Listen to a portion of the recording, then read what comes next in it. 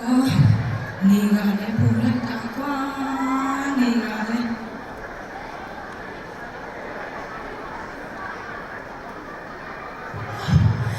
နေပူချက်ကလည်းမဟုတ်ရဲ့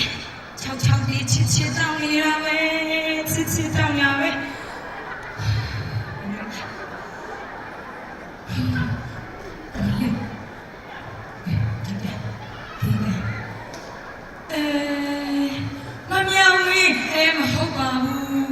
မမြတယ်ဟုတ်ပါဘူးအားကြီးဘာတွေပြောကြတော့နေအောင်ကွာညီနဲ့ငါနဲ့ကနာမည်မနေပြီငါအောင်တင်နေမြတယ်ကွာဟုတ်သားပဲဒီတိုင်းပဲနော်ဒီလိုကွာနေအောင်ကွာနေနဲ့ငါနဲ့မတွေ့ရတာတောင်းပြီးကြရဆို9စက္ကန့်ကြီးတောင်ကြာပါကွာလောက်ပြီကွာငါနဲ့ကွာငါနဲ့ဟုတ်တာပဲငါနဲ့ကွာနေရလေငါမာသွားလို့ပါကွာမင်းကလည်းအေးဒီငါတို့မတွေ့ရတော့အတော်ကြာပြီလို့လေပြောစကားလည်းလွတ်ကိုများတာဟေ့ကဲဆိုကြပါဦးအေးလာငါပြောစရာရှိတယ်ကွာဒီလိုငါတို့နိုင်ငံကြီးကအရင်ထုတ်လာတယ်မလားဟုတ်ပါတိုးတက်လာတယ်လေငါပြောမယ်တိုးတက်လာတဲ့ဆိုတချို့ဟာအရှုံးနဲ့အမြတ်ဖြစ်နေတာကွာဘာတော့ကွာမင်းပြောတယ်အရှုံးနဲ့အမြတ်ဆိုတာကဒီလိုကွာငါပြောမယ်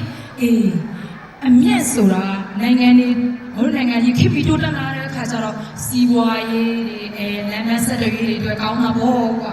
ဟုတ်တယ်နော်အမြတ်ဆိုတာကsorry ငါမာပါလို့